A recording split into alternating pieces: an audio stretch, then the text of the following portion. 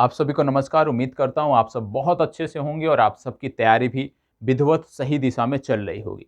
Current affairs का session आपके लिए लाना था और उसके लिए बात हुई थी कि अप्रैल माह में आपको लगातार एक सप्ताह तक करंट अफेयर्स का सेशन उपलब्ध कराया जाएगा। तो उसी को ध्यान में रखते हुए यहाँ पर मैं करंट अफेयर्स की बात करने वाला हूँ, वार्षिकांक की बात करने वाला हूँ। और जिस वार्षिकांक की हम बात करने जा रहे हैं इसको मैं एक बार रिकॉर्ड कर चुका, अभी अभी मैंने एक बार रिकॉर्ड किया, 1 घंटे तक का वीडियो था। और उसमें देखा गया कि रिकॉर्ड होने के बाद वॉइस नहीं आ रही थी, आवाज़ नहीं आ रही थी, आवाज़ की समस्या थी उस वीडियो में। इसलिए पुनः एक बार फिर से आप सबके लिए रिकॉर्ड करने जा रहा हूं। दोबारा से सेम वीडियो रिकॉर्ड होगी, लेकिन सहूलियत इतनी है कि अभी तक मैंने सारी चीज़ें जो थी वो मैंने बोर्ड पर नोट किया था। अब यहाँ पर क्या है कि सारी चीज़ें पहले से बोर्ड पर नोट है, तो थोड़ा सा वीडियो का जो लेंथ है वो कम रहेगा और सारी चीज़ें आपको विधिवत मिल जाएंगी। तो परेशान होने की ज़रूरत नहीं है। हमारी भी जिम्मेदारी बनती है कि यदि हमने कुछ आपसे वादा किया है तो समय से पूर्व आपको उपलब्ध कराया जाए। तो वार्षिकांक के अंतर्गत जो हम पार्ट 1 देखने वाले हैं, पार्ट 1 में हम विशेष रूप से देखेंगे, विज्ञान और प्रौद्योगिकी से जुड़े हुए घटनाक्रम के बारे में, विशेष रूप से अंतरिक्ष से जुड़े हुए क्या घटनाक्रम हुए हैं, रक्षा क्षेत्र में क्या घटनाक्रम हुए हैं, इन सबको हम समग्र रूप से जानने का प्रयास करते हैं। तो चलिए शुरुआत करते हैं। और सबसे पहले हम देखने वाले हैं कि हमारे कुछ जहाज हैं, कुछ शिप हैं, हमारे कुछ युद्धपोत हैं जो सेवा मुक्त हुए हैं। वहां से हम अपनी चर्चा को प्रारंभ करते हैं। तो जब बात करते हैं कि कौन कौन से हमारे युद्धपोत हैं, कौन कौन से हमारे जहाज हैं जो हमारे सेवा मुक्त हुए हैं, उनकी जब बात आती है तो सबसे पहले आपको याद रखना है फास्ट अटैक क्राफ्ट। एक आपका फास्ट अटैक क्राफ्ट जिसका नाम था T-81, ये जहाज आपका सेवा मुक्त हुआ है। उतना महत्वपूर्ण नहीं है, लेकिन नाम आपको याद होना चाहिए। दूसरा महत्वपूर्ण क्या है? दूसरा यदि हम महत्वपूर्ण की बात करें तो दूसरा महत्वपूर्ण आपका आता है INS विक्रांत, INS विराट। ये हमारे दो युद्धपोत थे, INS विक्रांत और INS विराट। यदि हम INS विक्रांत की बात करें तो आपको बता दें कि यह विमान वाहक युद्धपोत था, यह आपको पता होना चाहिए। और इसको जो है क्या कर दिया गया है, डीकमीशन कर दिया। शब्द प्रयोग किया जाता है डीकमीशन, डीकमीशन कर दिया गया है, मतलब अब इसको सेवा से हटा दिया गया है। और जब सेवा से हटाया जाता है किसी जहाज को तो उसको नष्ट किया जाता है, ठीक है, या तो उसको संग्रहालय में बदला जाता है। इसको संग्रहालय में बदलने के लिए प्रयास भी किए दो राज्य सरकारों ने, कर्नाटक और आंध्र प्रदेश राज्य सरकार ने प्रयास भी किया कि इस युद्धपोत को वो एक संग्रहालय के रूप में बदलेंगे, लेकिन इसमें सफल नहीं हो पाए। काफी कानूनी अड़चनों के बाद इसको एक बार फिर से इसको नष्ट करने के लिए कहां पर भेजा गया है, अलंग शिपयार्ड भेजा गया है। ये नाम आपके लिए महत्वपूर्ण है, अलंग शिपयार्ड। अलंग शिपयार्ड जो है ये गुजरात में स्थित है। और जो भी हमारे जहाज होते हैं, जो भी हमारे शिप होते हैं जिनकी सेवा अवधि पूरी हो चुकी होती है, उनको हम नष्ट करने के लिए अलंग शिपयार्ड भेजते हैं। तो अलंग शिपयार्ड क्यों मशहूर है? जहाजों को, बड़े बड़े जहाजों को, बड़े बड़े युद्धपोतों को नष्ट करने के लिए उनको कबाड़ के रूप में, एक प्रकार से हम कह लीजिए कबाड़ के रूप में परिवर्तित कर हम बेचते हैं। तो वो कार्य किया जाता है अलंग शिपयार्ड में। अब बात आती है अलंग शिपयार्ड की, तो कुछ चीजें आपको पता होना चाहिए। क्या? कि भारत में क्या अलंग शिपयार्ड एकमात्र है जहां पे तोड़ा जाता है? जी हां, प्रमुख रूप से अलंग शिपयार्ड ही है जहां पे नौसेना के जहाज, तटरक्षक बलों के जहाज, ये बड़े बड़े यात्री जहाज हम नष्ट करते हैं, ठीक है। लेकिन यदि हम नष्ट करते हैं तो निश्चित रूप से भारत में कुछ ऐसे स्थल होंगे जहां पर हम जहाजों को बनाते भी होंगे, उनका निर्माण भी करते होंगे। तो वो कौन से स्थल हैं जहां पर हम भारत में जहाजों को बनाते हैं, वो आपके लिए महत्वपूर्ण है। अब यदि भारत के संदर्भ में देखें कि भारत में कहां कहां पर जहाजों को बनाया जाता है, तो आपने सुना होगा मझगांव डॉकयार्ड, गोवा शिपयार्ड सुना होगा, garden Reach Shipbuilders limited आपने सुना होगा, हिंदुस्तान शिप बिल्डर्स लिमिटेड आपने सुना होगा। तो ये सारे के सारे महत्वपूर्ण हैं, इनकी अवस्थिति कहां पे है वो आपको पता होना चाहिए। जैसे अलंग शिपयार्ड हमने देखा गुजरात में, इसी तरह से जब हम बात करते हैं मझगांव डॉकयार्ड की तो ये आपको मुंबई में देखने को मिलता है। Garden Reach Shipbuilders Limited की बात आती है, कोलकाता में देखने को मिलता है। गोवा शिपयार्ड लिमिटेड आपको गोवा में देखने को मिलता है। हिंदुस्तान शिपयार्ड लिमिटेड आपको विशाखापट्टनम में देखने को मिलता है। अब एक एक करके हम बात करेंगे कि ये जो शिपयार्ड हैं ये चर्चा में क्यों हैं। चलिए, अब सबसे पहले बात हम कर लेते हैं माझगांव डॉकयार्ड की। अब मझगांव जो डॉकयार्ड है क्यों चर्चा में है इसकी बात करें, जैसे मैंने आपको बताया कि जो मझगांव डॉकयार्ड है ये आपके मुंबई में है। इतना सारा रफ इसलिए हुआ है, लिखा इसलिए है क्योंकि अभी अभी हमने इसकी चर्चा किया था, संपूर्ण रूप से हमने इसको देखा था। सिर्फ वॉइस की प्रॉब्लम थी जिसके कारण वीडियो को दोबारा शूट करना पड़ रहा है। तो आपको परेशान होने की जरूरत नहीं है, कहाँ क्या लिखा है उससे परेशान होने की जरूरत नहीं है। जितनी चीजें मैं बताता जाऊं वो आप नोट करते हुए साथ साथ चलिएगा, ठीक है। तो सबसे पहले हम देख रहे हैं मझगांव डॉकयार्ड। मझगांव जो डॉकयार्ड है ये मुंबई में है। यहाँ पे जहाज बनाए जाते हैं, युद्धपोत बनाए जाते हैं, पनडुब्बियां बनाई जाती हैं। अब यहाँ पे अभी हाल ही में जो लेटेस्ट बनाया गया है उसका नाम है INS बागीर या INS बागसीर। तो INS बागीर की बात आए या INS बागसीर की बात आए, इसको बनाया किसने है? मझगांव डॉकयार्ड ने बनाया है। और आपको बता दें कि ये जो INS बागीर या बागसीर बनाया गया है ये 5वां है, ये आपका 5वां है, ये आपको पता। चलिए माफ करिएगा, थोड़ा सा वीडियो रोकना पड़ा था। एक आप जानते हैं बिहार मीटअप प्रोग्राम चल रहा है तो उससे संबंधित एक समस्या थी बच्चों की, तो बच्चों की कॉल आ रहे थे, इस वजह से वीडियो 1 मिनट के लिए पॉज करना पड़ा था। तो मझगांव डॉकयार्ड हम बात कर रहे थे। हमने देखा अलंग शिपयार्ड में क्या है कि जो शिप हमारे होते हैं वो अलंग शिपयार्ड में तोड़े जाते हैं। और बहुत सारे शिपयार्ड हैं, जैसे मैंने चर्चा की, आपको मझगांव डॉकयार्ड बताया, गोवा शिपयार्ड लिमिटेड बताया, हिंदुस्तान शिपयार्ड लिमिटेड बताया, garden Reach Shipbuilders limited बताया, जहां पे हमारे जहाज बनाए जाते हैं। अब ये लगातार चर्चा में रहे हैं, ये जो शिपयार्ड हैं लगातार चर्चा में रहे हैं।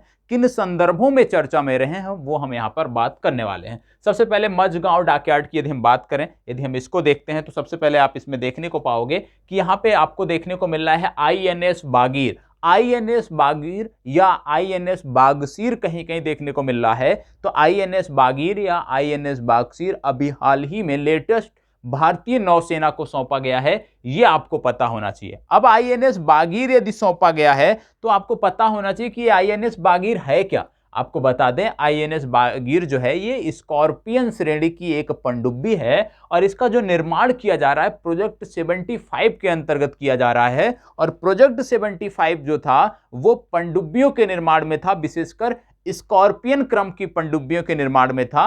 और इसमें 5 पनडुब्बियों का निर्माण करना था, 5 में से एक आपकी है INS बागीर या INS बागसीर। इसके पहले 4 कौन कौन सी थी? तो INS Kalvari, INS Khanderi, INS करंज और INS बेला। समय समय पर आप इनके नाम सुनते रहे होंगे कि इनको भारतीय नौसेना में शामिल किया गया। तो प्रोजेक्ट 75 क्या है? स्कॉर्पियन श्रेणी के पनडुब्बियों के निर्माण से संबंधित है। और प्रोजेक्ट 75 कहां चलाया जा रहा है? यह चलाया जा रहा है मझगांव डॉकयार्ड में। ये कहां पर है? मुंबई में है। और लेटेस्ट इसमें INS बागीर जो है इसमें प्रोजेक्ट 75 के अंतर्गत लेटेस्ट आपकी पनडुब्बी थी, ये आपको पता होना चाहिए। अब इसके बाद बात आता है Goa shipyard limited. Goa shipyard limited महत्वपूर्ण है।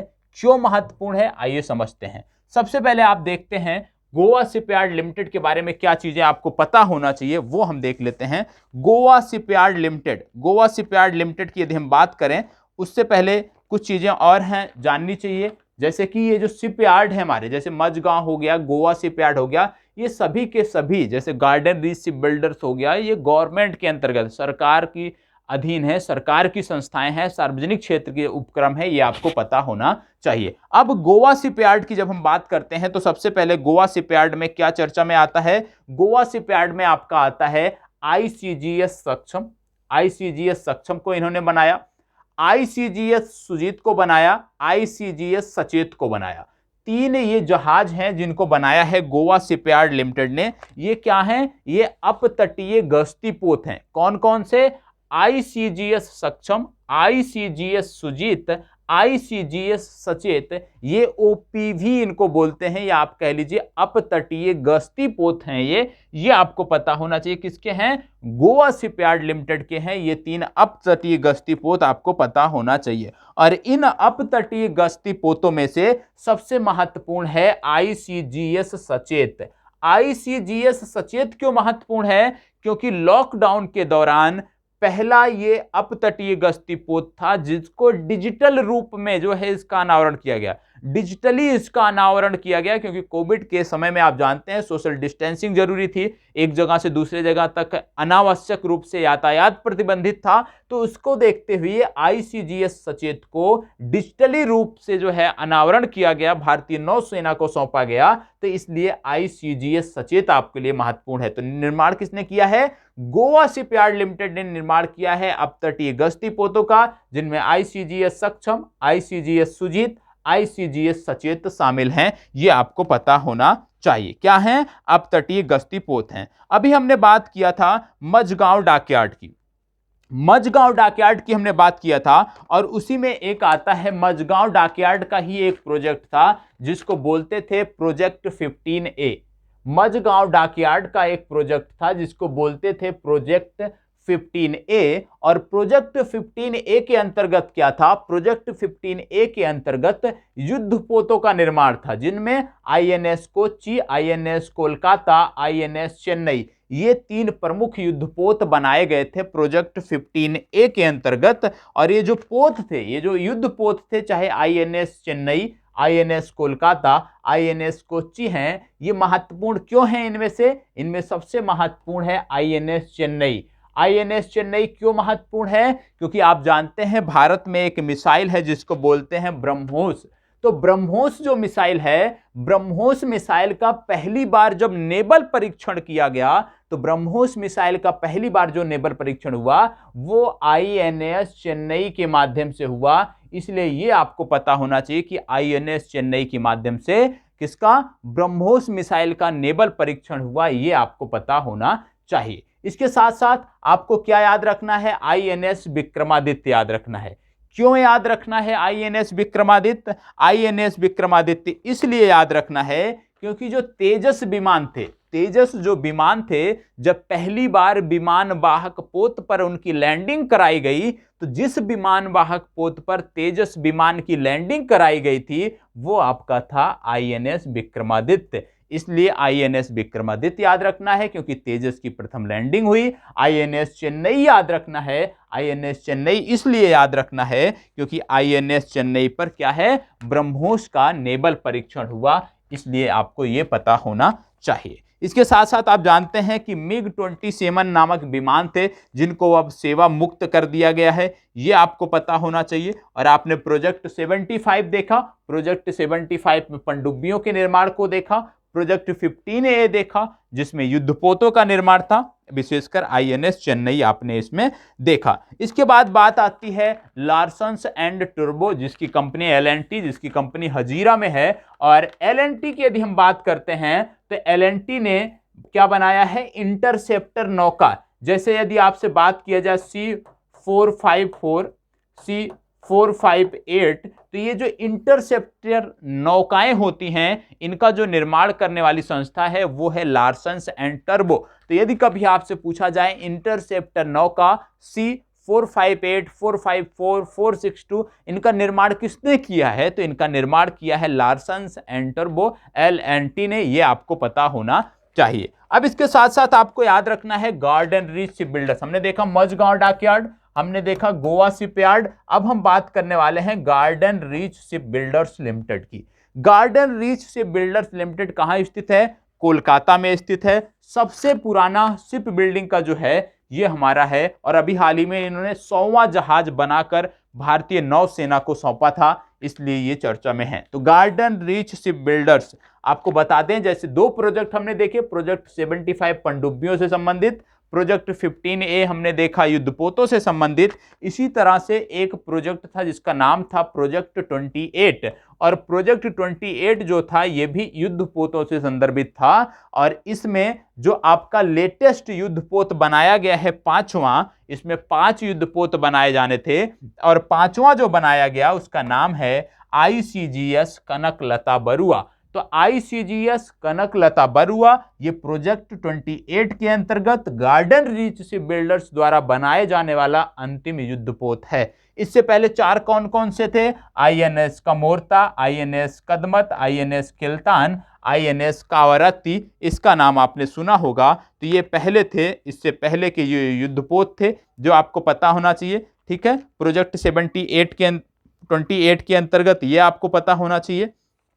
ठीक है, तो प्रोजेक्ट 28 की जब हम बात करते हैं तो यहां पे आपको पता होना चाहिए चार, इसमें प्रोजेक्ट 28 के अंतर्गत INS Kamorta, INS Kadmat, INS Kavaratti, INS Kiltan, ये चार युद्धपोत बनाए गए थे, ये आपको पता होना चाहिए। और अभी हाल ही में गार्डन रीच शिप बिल्डर्स ने क्या किया है, आईसीजीएस कनकलता बरुआ को बनाया है। और जो आईसीजीएस कनकलता बरुआ है ये तीव्र गश्ती पोत है और 5वें क्रम में ये अंतिम है। ठीक है, तो चार अन्य कौन से हैं वो आपको नहीं याद रखने हैं, पांचवा लेटेस्ट याद रखिए कि आईसीजीएस कनकलता बरुआ ये पांचवा था, इसको बनाकर दिया है गार्डन रीच शिप बिल्डर्स ने। ठीक है, इसके अतिरिक्त बाकी ये क्या है, तीव्र अपतटीय गश्ती पोत है। और ये आईएनएस वाले क्या हैं, ये युद्ध पोत हैं जिसको garden Reach Shipbuilders limited ने बनाया है, ये आपको पता होना चाहिए। ठीक है, और ये जो गार्डन रीच शिप बिल्डर्स ने चार युद्धपोतों को बनाया है, इनको प्रोजेक्ट 28 के अंतर्गत बनाया गया है। ये चारों के चारों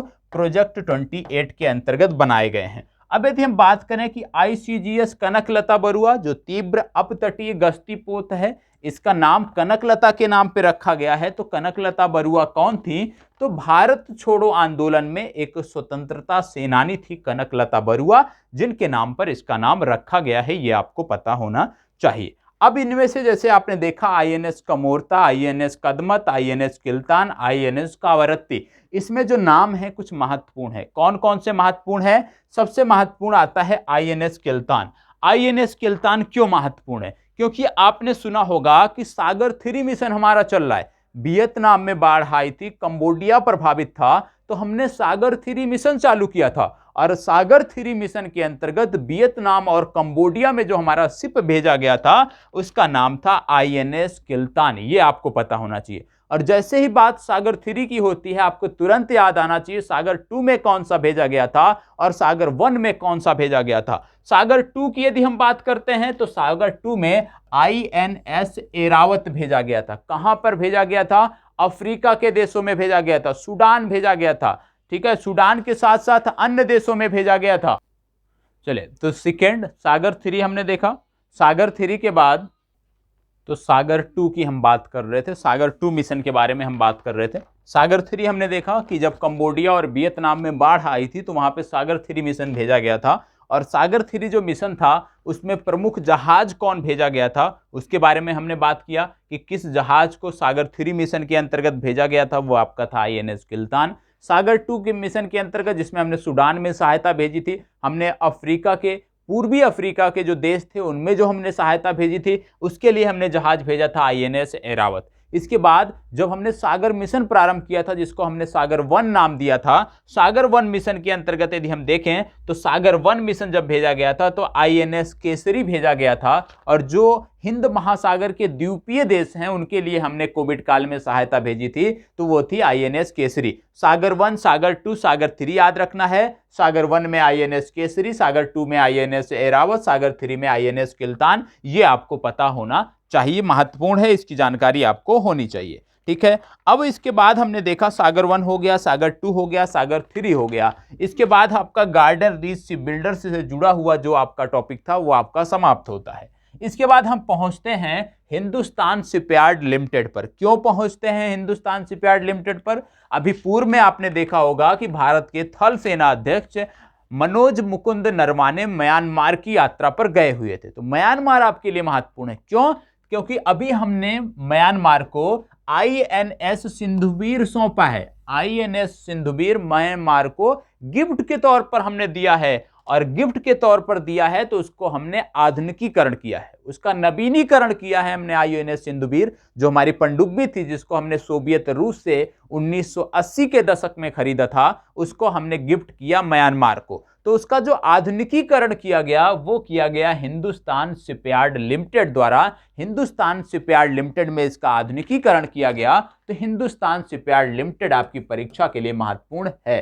अब यहां पे बात हो रही है आईएनएस सिंधुवीर, तो रट लीजिएगा आईएनएस सिंधुवीर हमने गिफ्ट किया है, किसको, म्यांमार को गिफ्ट किया है, ये आपको पता होना चाहिए। और म्यांमार ने इसका नाम क्या रखा है, इसका नाम रखा है यूएमएस मिने फिएन खातू, ये नाम महत्वपूर्ण नहीं है क्योंकि ये नाम नहीं पूछा जाएगा, लेकिन आईएनएस चंदुबीर आपको पता होना चाहिए। इसके बाद एक हमारा युद्धपोत था जिसको हम बोलते थे आईएनएस कलिंग।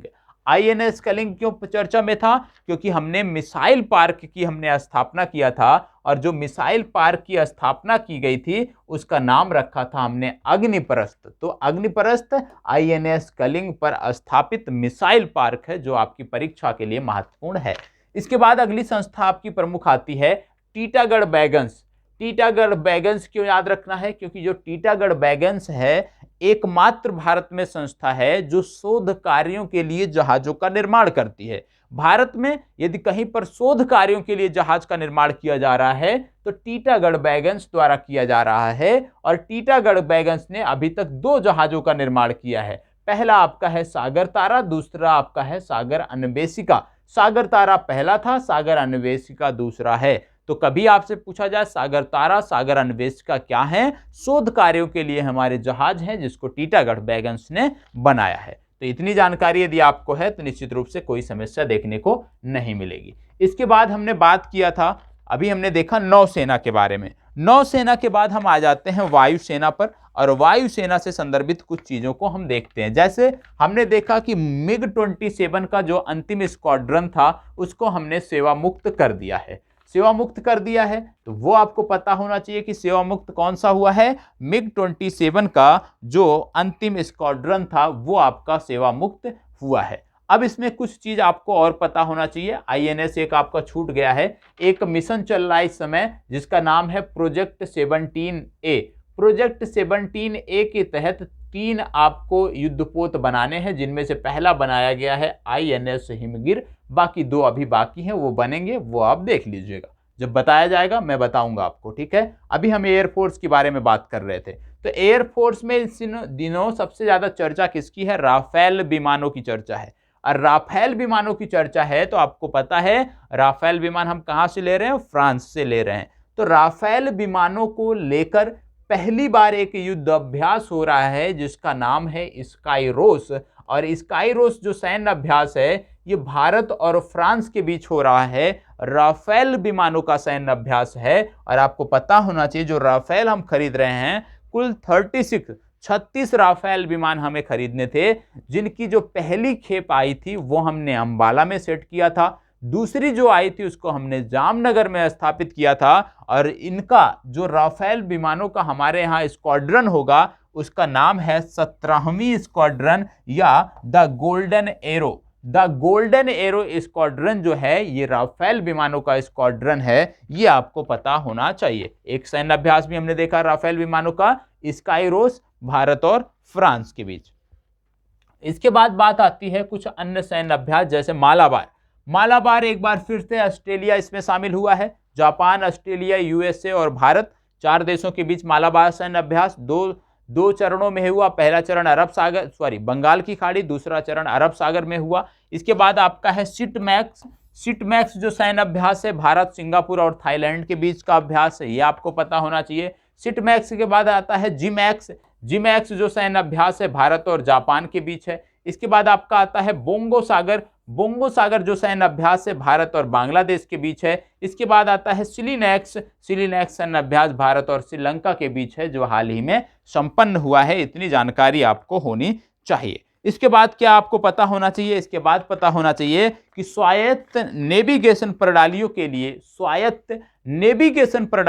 लिए भारत का पहला परीक्षण प्लेटफॉर्म, स्वायत्त नेविगेशन प्रणालियों के लिए भारत का पहला स्वायत्त प्लेटफॉर्म जो स्थापित किया गया है वह स्थापित किया गया है आईआईटी हैदराबाद में, और इसका नाम है तिहान नाम का पहला स्वायत्त नेविगेशन प्लेटफॉर्म भारत ने स्थापित किया है आईआईटी हैदराबाद में। आईआईटी हैदराबाद की बात कर रहे हैं तो मद्रास भी याद आना चाहिए। क्यों याद आना चाहिए? आईआईटी मद्रास ने एक ड्रोन तैयार किया है आर्टिफिशियल इंटेलिजेंस पर आधारित, जो अवांछित ड्रोन के मुकाबला करने में सक्षम है। तो यहां पे आपने देख लिया सिलिनैक्स, भारत श्रीलंका। इसके बाद सिलिनैक्स के साथ साथ आपने देख लिया तिहान के बारे में, और आईआईटी मद्रास द्वारा जो ड्रोन तैयार किया गया है आर्टिफिशियल इंटेलिजेंस पर आधारित, जो अवांछित ड्रोन का मुकाबला करने के लिए है, उसको भी आपने देख लिया है। इसके बाद बढ़ते हैं आगे और अन्य फैक्ट के बारे में हम देखते हैं। अन्य फैक्ट में यदि हम देखें तो सबसे पहले आपको देखने को मिलेगा इसमें, चलिए अब एक चीज आपका छूट गया था, आगे बढ़ने से पहले पहले मैं देख लेता हूं कि आपने देखा कि आईएनएस चेन्नई, आपने देखा कि ब्रह्मोस मिसाइल का नेवल परीक्षण आपने किया, ठीक है, इसको आपने देख लिया आईएनएस चेन्नई। लेकिन आपने ये नहीं देखा, चर्चा में था कि जो आपका सुखोई विमान था, सुखोई जिसको आप बोलते हैं सुखोई MK-30I, ये जो विमान है सुखोई की बात करते हैं, सुखोई 30 MKI, ये क्यों चर्चा में था? सुखोई 30 MKI जो चर्चा में था, ये भी हमें पता होना चाहिए क्योंकि बहुत ही महत्वपूर्ण है। कई बार पूछे गए हैं प्रश्न इनसे संदर्भित कि कहां से ब्रह्मोस मिसाइल का परीक्षण किया गया। तो जो सुखोई 30 MKI है, यहां से भी जो एयर संस्करण है, जो हवा से मार करने वाली ब्रह्मोस मिसाइल का संस्करण है, उसका जो परीक्षण किया गया वो सुखोई 30 MKI से किया गया। जल से जो मार करने वाली ब्रह्मोस का परीक्षण है वो आईएनएस चेन्नई से किया गया। ये दोनों फैक्ट आपको याद होने चाहिए, इसको आपको भूलना नहीं है। इसके बाद हम बात कर रहे थे मालाबार सैन्य अभ्यास की, हमने बात कर लिया, समस्त सैन्य अभ्यास जो चर्चा में थे। अब हम बात कर ले रहे हैं डीआरडीओ से संबंधित जानकारी की। डीआरडीओ की बात हम करते हैं तो सबसे पहले हमें याद आना चाहिए रुद्रम मिसाइल। रुद्रम मिसाइल क्यों याद आना चाहिए डीआरडीओ से संबंध? कि देश की पहली जो आपकी रुद्रम मिसाइल है, ये आपकी देश की पहली स्वदेशी विकिरण रोधी मिसाइल है। क्या है? देश की पहली स्वदेशी विकिरण रोधी मिसाइल है रुद्रम, ये आपको पता होना चाहिए। और जैसे ही डीआरडीओ की बात करते हैं, सबसे पहले इसका फुल फॉर्म हमें पता होना चाहिए। Defence research and development organisation इसका फुल फॉर्म है। 1958 में इसकी स्थापना हुई थी। जी सतीश रेड्डी इसके प्रमुख हैं। बलस्य मूलम विज्ञानम या strength origin is in science इसका मोटो है। इतनी जानकारी आपको होनी चाहिए। अब इसमें यदि हम देखें, डीआरडीओ की हम बात कर रहे थे, तो इसमें यदि हम देखें तो डीआरडीओ ने रुस्तम और ध्रुवास्त्र, रुस्तम नामक ड्रोन बनाया था डीआरडीओ ने, आपने सुना होगा। ध्रुवास्त्र नामक anti tank guided missile DRDO ने तैयार किया था, जो नाग का ही एक प्रकार है, हेलिना का एक प्रकार है। इसको हम हेलीकॉप्टर से दौड़ सकते हैं। सौर्य नामक एक मिसाइल बनाया था। संत नामक एक मिसाइल बनाया, ये भी एंटी टैंक मिसाइल है, नाग का प्रकार है, ठीक है, ये आपको पता होना चाहिए। हेलीकॉप्टर से इसको भी हम दाग सकते हैं।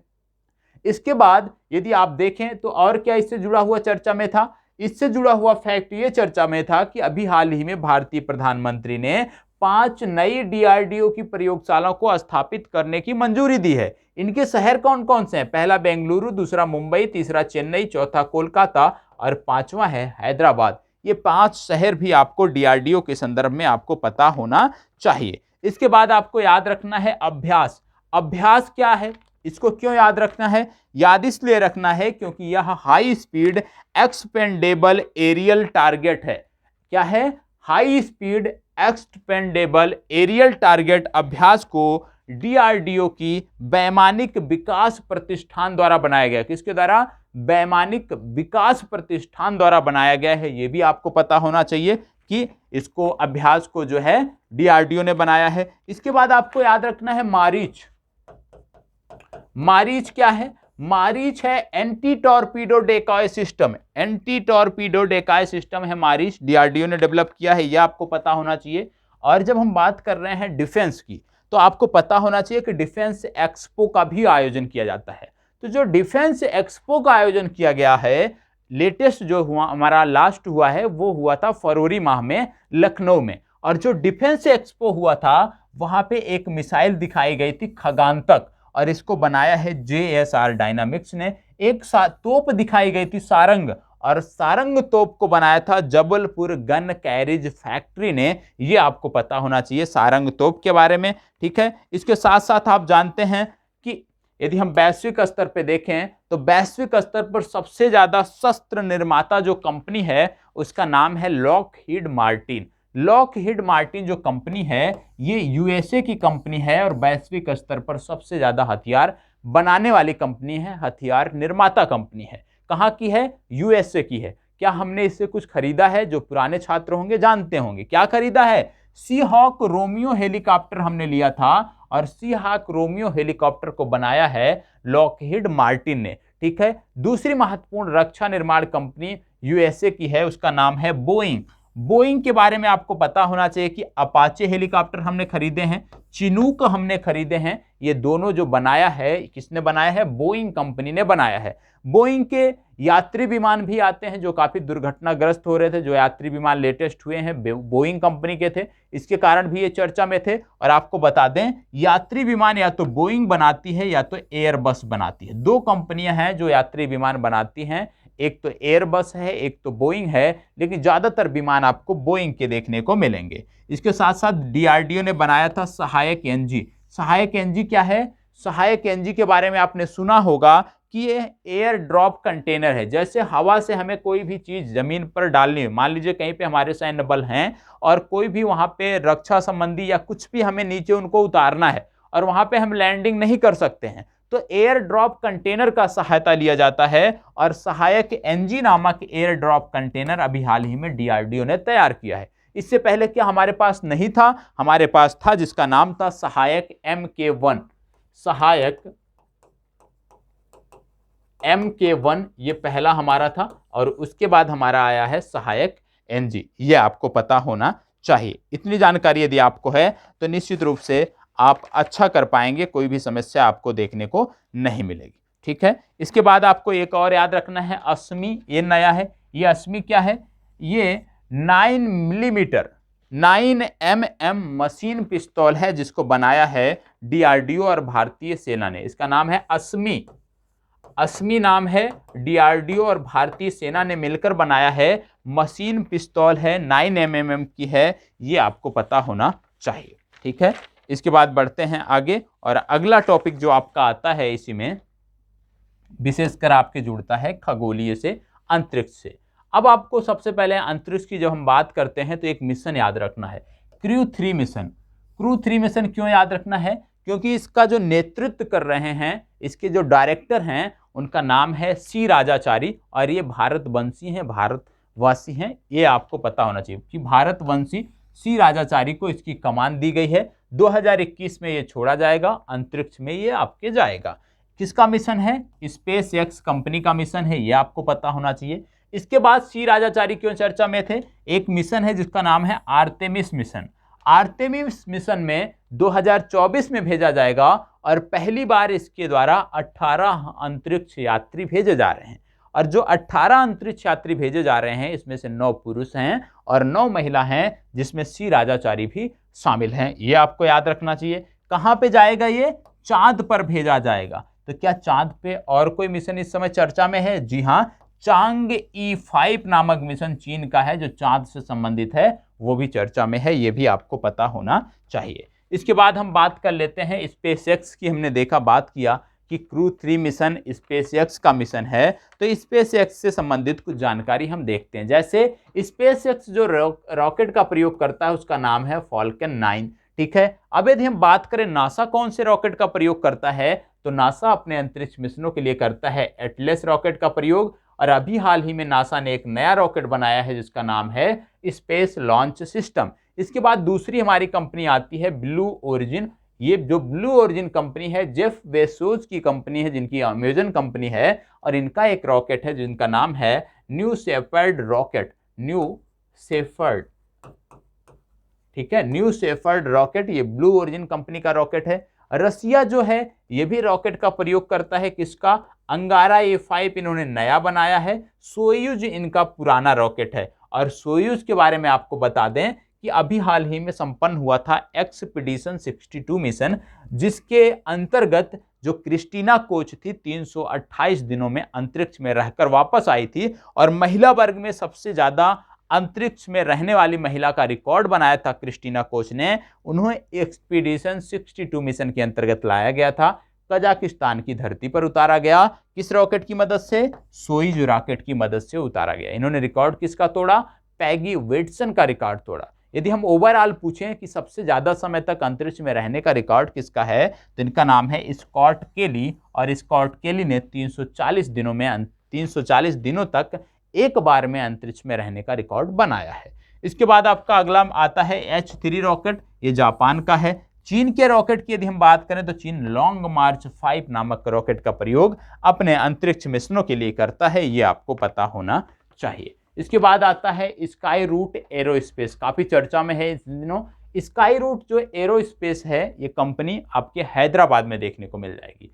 चर्चा में क्यों है? क्योंकि इन्होंने कलाम 5, ये शब्द आपको याद रखना है, कलाम 5। कलाम 5 क्या है? कलाम 5 एक ठोस प्रणोदक रॉकेट है जिसको बनाया है स्काई रूट एरोस्पेस ने। रमन क्या है? रमन एक इंजन है और इस इंजन को बनाया है किसने? स्काई रूट एरोस्पेस ने। कंपनी कहाँ की है? हैदराबाद की कंपनी है। और इनके 3 विक्रम कैटेगरी के, विक्रम 1, विक्रम 2, विक्रम 3 सीरीज के ये प्रक्षेपण यान भी बना रहे हैं। तो ये भी आपको पता होना चाहिए, स्काई रूट कंपनी बना रही है विक्रम सीरीज के प्रक्षेपण यान, ये आपको पता होना चाहिए। इसके बाद आपको क्या याद आना चाहिए? इसके बाद आपको याद आना चाहिए कि भारत की जो कंपनी है, अंतरिक्ष कंपनी है इसरो, इसरो साथ मिलकर किसके? जापान के साथ, सॉरी, इसरो फ्रांस की स्पेस एजेंसी के साथ मिलकर क्या कर रहा है? शुक्रयान मिशन कर रहा है। शुक्रयान प्रथम मिशन जो हम कर रहे हैं वो हम फ्रांस की स्पेस एजेंसी के साथ मिलकर कर रहे हैं। नासा प्लस इसरो एक मिशन कर रहा है जिसका नाम है निसार, ये आपको पता होना चाहिए। यूएई का मिशन था होप प्रोब, पहला मिशन था, मंगलयान मिशन था, अभी आपने चर्चा में सुना होगा। तो होप प्रोब जो मिशन था वो जापान से भेजा गया था, यूएई का मिशन था, ठीक है, जापान से लॉन्च किया गया था। तो मंगल मिशन की यदि हम बात करें तो और कोई मंगल मिशन चर्चा में है? जी हाँ, एक रोवर नासा द्वारा भेजा गया है मंगल मिशन पे जिसका नाम था परसवेरेंस रोवर। और परसवेरेंस रोवर के साथ साथ एक हेलीकॉप्टर भी भेजा गया था जिसका नाम था इंजेयूटी हेलीकॉप्टर। तो इंजेयूटी हेलीकॉप्टर भी आपको पता होना चाहिए, परसवेरेंस रोवर भी आपको पता होना चाहिए। तो आज की जो चर्चा थी, विशेषकर अंतरिक्ष से संबंधित मिशनों की जो चर्चा थी, विशेषकर डिफेंस सेक्टर से संबंधित जो चर्चा थी, वो यहीं पे समाप्त होती है। दोबारा रिकॉर्ड करना है लेकिन जिम्मेदारी थी इसलिए मैंने रिकॉर्ड किया आप सबके लिए, और ज़रूरी भी है जिस तरह से मैंने रिकॉर्ड किया है उसी तत्परता से आप इसको समझने का, नोट करने का प्रयास करिएगा। यदि अच्छा लगा है तो बताइएगा, सीरीज आगे कंटिन्यू रहेगी। नहीं अच्छा लगता है तो बताइएगा, कुछ सुधार भी आपके अनुसार किए जाएंगे। तो यहीं पे अपनी चर्चा को विराम देते हैं। धन्यवाद।